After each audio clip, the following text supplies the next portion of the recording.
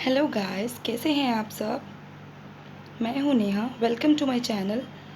और last video में हमने पेपर 1 के पूरे सिलेबस को जैसे डिस्कस किया था, तो आज मैं आप सबके लिए लाई हूं पेपर 2 कॉमर्स का सिलेबस।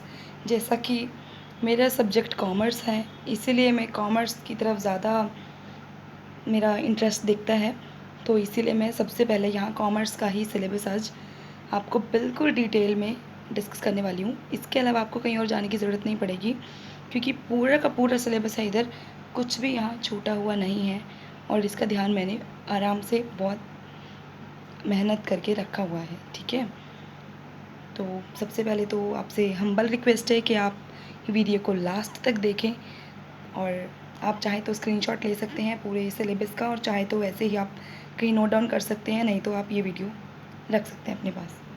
ओके, सो स्टार्ट करते हैं।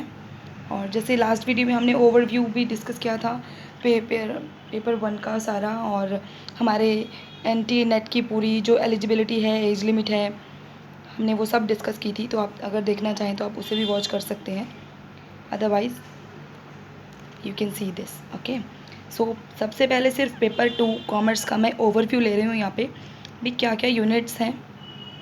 ठीक है, तो यूनिट 1 है इसकी business environment and international business. ये सभी सब्जेक्ट्स जो हैं कॉमर्स के ही हैं, जो कि आपने 11th-12th से आप ये सब कॉमर्स का पढ़ते ही आ रहे हैं। तो यही सब वही सब्जेक्ट हैं, कुछ ना कुछ एक्सटेंशंस होकर आगे आती रहती हैं, बीकॉम में, एमकॉम में, आपके किसी और आपके एमबीए वगैरह में, जिसमें भी हैं। तो यही सब्जेक्ट्स हैं सारे, और बस उनकी एक्सटेंशंस वगैरह ये सब उसमें ऐड होती रहती है, और ये सभी सब्जेक्ट आपने कभी ना कभी पढ़े ही होंगे। ठीक है, तो सेकंड यूनिट है अकाउंटिंग एंड ऑडिटिंग, थर्ड है बिजनेस इकोनॉमिक्स, फोर्थ है business statistics and research method, fifth है business management and human resource management, six unit है आपकी मार्केटिंग मैनेजमेंट, और सेवन्थ यूनिट है बिजनेस फाइनेंस। ठीक है, आफ्टर दैट आपकी एट्थ यूनिट है banking and financial institutions, unit 9 है legal aspects of business, unit 10 है आपकी income tax and corporate tax planning. ठीक है, सो गाइस ये है आपका ओवरव्यू आपके पूरे सिलेबस का, और अब हम इसको बिल्कुल डिटेल में देखने वाले हैं कि कौन कौन से इसमें टॉपिक्स आते हैं। ठीक है, सो लेट्स स्टार्ट। गाइस एक बात आपको और शेयर करना चाहूँगी मैं, ये यूजीसी नेट का जो है, आपको बहुत कड़ी मेहनत करनी पड़ेगी, लेकिन अगर आप अच्छे से मेहनत करते हैं तो डेफिनेटली ये आपका आराम से क्लियर हो जाएगा। और ये इतना विश्वास से मैं इसीलिए कह सकती हूँ क्योंकि मैंने भी 2 बार नेट एग्ज़ाम क्लियर किया है कॉमर्स में। ठीक है, so let's start with paper 2 detailed syllabus commerce. ठीक है, तो यूनिट 1 थी आपकी business environment and international business. ठीक है, तो इसमें क्या क्या टॉपिक्स हैं डिस्कस कर रहे हैं हम। Concepts and elements of the business environment, फिर आपका importance of international business and theories of international trade. Guys यहाँ जो जो अंडरलाइन किया हुआ है ये मोस्ट इंपॉर्टेंट है, इसमें से तो बिल्कुल आपको भी पता है 100 क्वेश्चंस आएंगे, तो 100 topics you can see that कि 100 टॉपिक्स तो आपके फिर हैं ही हैं एक तरीके से। कोई कोई है कि जो एक टॉपिक में से 2 क्वेश्चन आ गए, 3 क्वेश्चन आ गए, तो इसीलिए ये वाले टॉपिक्स हैं ना अंडरलाइन किए हुए, इनमें से तो आप बिल्कुल देख लीजिए कि मोस्ट इंपॉर्टेंट है ये topics. After that economic environment and economic system, globalization हमेशा आता है, globalization and modes of entry into the international business, और है आपका मॉनेटरी एंड फिस्कल पॉलिसी। ठीक है, उसके बाद आपके टॉपिक हैं tariff and non tariff barriers, political environment, the role of government in business, India's foreign trade policy, consumer protection act FEMA, socio cultural factors and their influence on business, FDI FPI, types of FDI, foreign direct investment कहते हैं इसको। ठीक है, cost and benefits of FDI to home in the host countries, trends in FDI,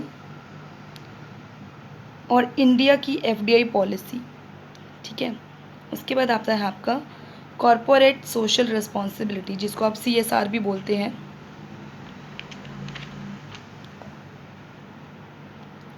topics बहुत vast हैं इसमें, तो इसीलिए आपको बहुत अच्छे से मेहनत इसमें करनी पड़ती है। थोड़ा मुश्किल ज़रूर है, लेकिन अगर आप आराम से टाइम देंगे तो you will be qualified. Okay. Concept of balance of payment, importance and components of balance of payment, regional economic integrations, और ये SAARC, NAFTA, ASEAN and EU यानी कि यूरोपियन यूनियन, ये आपके मोस्ट इंपॉर्टेंट टॉपिक्स रहते हैं। Trade creation and diversion effects, after that IMF, world bank, WTO, UNCTAD, GATS, TRIPS and TRIMS, ये सभी जितनी भी रहती हैं इंस्टीट्यूशंस, ये सभी बहुत ही ज़्यादा इम्पोर्टेंट होती हैं। अब हम चलते हैं यूनिट 2 पर। ये पूरा सिलेबस है आपका, कुछ भी नहीं छूटा हुआ है, फिर से बता रही हूँ मैं, ठीक है। तो आप बिल्कुल ध्यान से देखते रहिए। यूनिट नंबर 2 क्या है आपकी? Auditing and accounting. तो इसमें टॉपिक्स हैं basic accounting principles, concepts and postulates, partnership accounts, corporate accounting and issue of shares, liquidation etcetera. आपने ये इश्यू ऑफ शेयर्स ये सब तो 11th-12th में पढ़ाई बहुत अच्छे से होता है, तो वही टॉपिक्स हैं, एक्सटेंड होकर आते हैं। Acquisition, merger and amalgamation and reconstruction of companies, holding company accounts, marginal costing and break even analysis, ये आपकी कॉस्टिंग में से आ गया है। Standard costing, budgetary control, process costing, activity costing. Activity based आपका सिस्टम होता है ये कॉस्टिंग का, तो ABC जिसको बोलते हैं, ठीक है। Financial statement analysis, ratio analysis, fund flow statement, आपकी कैश फ्लो स्टेटमेंट। आपका ह्यूमन रिसोर्स अकाउंटिंग बहुत इंपॉर्टेंट रहता है। Inflation accounting, environmental accounting, Indian accounting standards and IFRS। फिर आपका auditing and recent trends in auditing, lifestyle costing and target costing. Okay. After that आपका topics आते हैं independent financial audit, vouching, verification eight valuation of assets and liabilities, cost audit. आपका topic है एक kaizen costing and JIT, ठीक है। तो ये था आपका यूनिट 2 का सिलेबस। चलते हैं यूनिट 3 के सिलेबस, जो कि आपका है business environment, business economics. Okay. so meaning and scope, demand analysis, law of demand and elasticity, consumer behaviour, utility analysis, indifference curve analysis. फिर आपका आता है law of variable proportion, law of return to scale, relationship between AR and MR, average revenue, marginal revenue, ठीक है। Theory of cost, short run and long run curves, price determination under different market forms, perfect competition, monopolistic competition, oligopoly and monopoly, and price discrimination, pricing strategies, price skimming, price penetration, peak load pricing, ठीक है। ये आपका economics का syllabus था।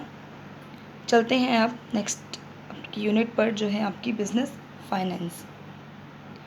Scope and source of finance, lease financing, working capital management, dividend decision and theories and policies, cost of capital and time value of money, capital budgeting decisions, capital structure, risk and return analysis, assets securitization, international monetary system, foreign exchange market, exchange rate risk and hedging techniques, international financial markets and instruments, euro currency, GDR, ADR, international arbitrage, multinational capital budgeting. आपका unit 4 खत्म हो गया है, unit 5 start हो गया है, business statistic and research method. आपका ये रिसर्च मेथड, ये देखो इसमें ऐड हुए हैं, कुछ टाइम पहले तक ये नहीं होते थे, लेकिन ये जो अपडेटेड सिलेबस है उसमें ये सब ऐड ऑन है। Measures of central tendency, measures of dispersion, measures of skewness, correlation and regression of two variables, probability approaches and distribution, research concept and types और आपके research design, data collection and classification of data, sampling and estimation. Hypothesis testing most important रहता है ये, along with different tests, that is Z test, T test, ANOVA, that is analysis of variance, chi square test, आपका report writing. चलते हैं unit 6 पर, जो है business management and human resource management. Human resource management से भी बहुत सारे क्वेश्चंस आपके आ जाते हैं, तो और ये तो बहुत इजी टॉपिक्स में से भी हैं, तो इन्हें ज़रूर कीजिएगा। कोई भी टॉपिक आपने छोड़ना नहीं है, वरना आपका एग्ज़ाम में थोड़ा आपको मुश्किल हो जाएगी। आप सभी टॉपिक्स ठीक से कीजिए, तभी आपको कोई होप रहेगी। Principles and functions of management, motivation and leadership, concept and theories, corporate governance and business ethics. Ethics पर आते हैं क्वेश्चन। ह्यूमन रिसोर्स मैनेजमेंट के क्या क्या टॉपिक्स हैं? Concept, role and functions, organisation structure, formal and informal organisation, span of control, collective bargaining and workers' participation in management, compensation management, job evaluation, incentive and performance appraisal, conflict negotiation, stress management। ठीक है। Personality, perception, attitudes, power and politics. Organisational culture में organisational development and organisational change. आपकी unit 6 ख़त्म हो गई है। Unit 7 पे आते हैं, banking and financial institutions, that is overview of Indian financial system, financial markets, बहुत इंपॉर्टेंट है ये, money market and capital markets, Reserve Bank of India, functions and role. Reserve Bank of India तो आपको पता ही है, ये तो आना ही आना है एग्जाम में, बैंकर्स ऑफ बैंक है ये। After that insurance types, regulatory framework and IRDA, banking sector reforms in India, financial regulators in India, financial sector reforms including financial inclusion, internet banking, mobile banking, digital payment system। types of banks के क्या हैं? commercial banks, RRBs आपके regional rural banks, foreign banks, cooperative banks, financial institutions जो है आपके NBFCs है, non banking जो आपके रहते हैं, ठीक है, NBFCs, mutual funds, pension funds, non banking financial corporations रहता है ये। आफ्टर दैट आपका यूनिट 8 है, मार्केटिंग मैनेजमेंट का, मोस्ट इंपॉर्टेंट है ये। ज़्यादातर देखा गया है कि इसी से बहुत सारे क्वेश्चंस आ जाते हैं आपके। नॉर्मली वैसे 10 क्वेश्चंस, आपकी 10 यूनिट्स है ना, और 100 क्वेश्चंस रहते हैं। नॉर्मली डिसाइड यही किया जाता है कि आपकी हर यूनिट में से 10 क्वेश्चंस को ही लिया जाए, लेकिन कई बार मार्केटिंग मैनेजमेंट को देखा गया है कि 15 से 16 क्वेश्चन मार्केटिंग मैनेजमेंट से ही आते हैं, और मैंने ये खुद ऑब्ज़र्व किया है, इसलिए आपको मैं बता रही हूँ, एक्सपीरियंस हूँ इसके लिए। Marketing concept and approaches, distribution decisions, channels of distribution, channel management, product decisions, product life cycle and new product development, consumer buying process, factors influencing consumer buying decisions, service marketing, logistics management, social marketing, online marketing.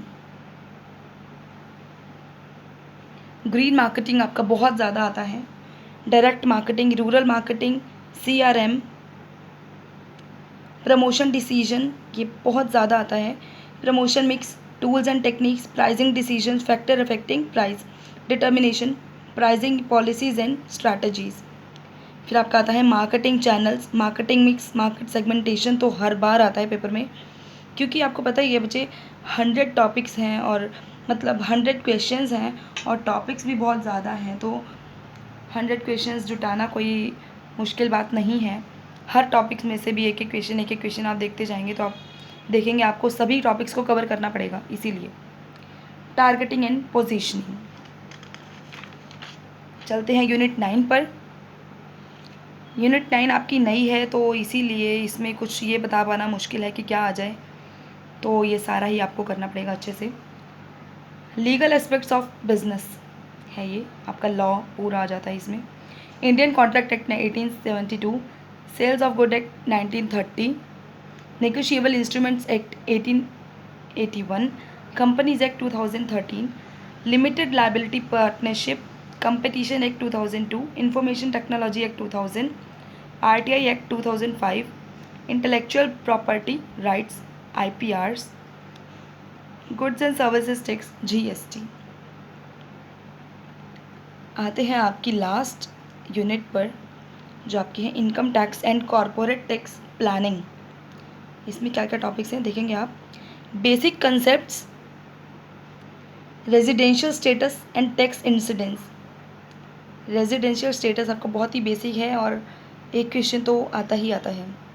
Exempted incomes, agriculture income, computation of taxable income under various heads, deduction from gross total income, assessment of individuals, clubbing of income, international taxation, double taxation and it's avoidance mechanism. फिर आपका आता है transfer pricing, corporate tax planning, concept and significance, tax avoidance versus tax evasion, ये बहुत ज़्यादा आता है। Tax consideration in specific business situations, make और बाय डिसीजंस ऑन और lease an asset etcetera. So deduction and collection of tax at source, advance payment of tax and E filling of income tax returns. ये हैं आपके topics जो आपके paper 2 commerce के लिए पूरा सिलेबस है ये।